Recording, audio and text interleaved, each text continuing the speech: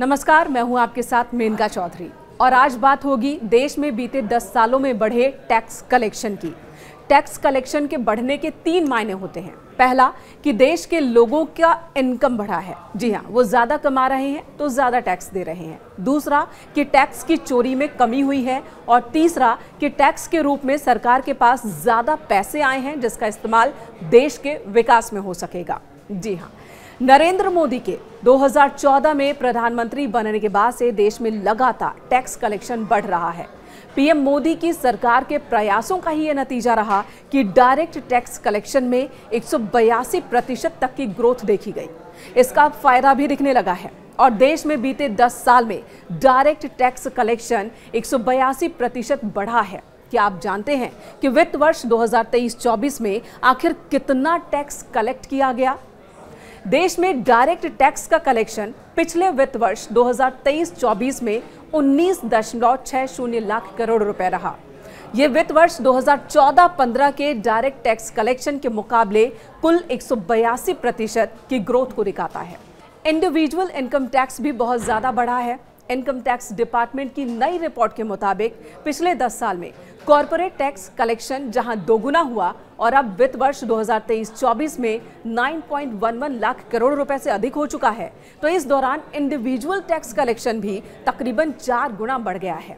ये 10.45 लाख करोड़ रुपए पर पहुंच गया है। प्रधानमंत्री नरेंद्र मोदी सरकार के पहले साल के कार्यकाल 2014-15 में डायरेक्ट टैक्स कलेक्शन तकरीबन 6.96 लाख करोड़ रुपए रहा था।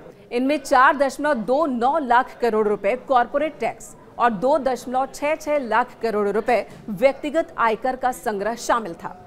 आईटीआर भरने वालों की संख्या भी लगभग दोगुनी हो गई है। देश में सिर्फ आयकर का कलेक्शन ही नहीं बढ़ा, बल्कि इनकम टैक्स रिटर्न फाइल करने वालों की संख्या में भी इजाफा हुआ है। दाखिल किए गए आयकर रिटर्न, जो कि संशोधित रिटर्न समेत कुल संख्या वित्त वर्ष 2014-15 के 4.04 करोड़ से बढ़कर 2023-24 में 8.61 करोड़ से अधिक हो गई है। यानी कि अब इतनी संख्या में लोग आयकर रिटर्न भर रहे हैं।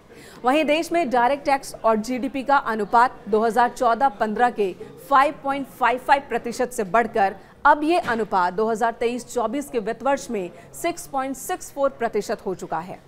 टैक्स पेयर्स की संख्या की बात की जाए तो असेसमेंट ईयर 2014-15 में 5.70 करोड़ थी, जो बढ़कर असेसमेंट ईयर 2023-24 में 10.41 करोड़ हो चुकी है।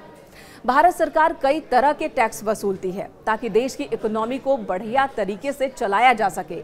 इसमें डायरेक्ट टैक्स, इनडायरेक्ट टैक्स दोनों शामिल हैं। डायरेक्ट टैक्स में जहां मुख्य तौर पर कॉर्पोरेट टैक्स होते हैं, इनकम टैक्स आते हैं, वहीं इनडायरेक्ट टैक्स की बात की जाए तो जीएसटी, सीमा शुल्क इत्यादि को इसमें शामिल किया जाता है।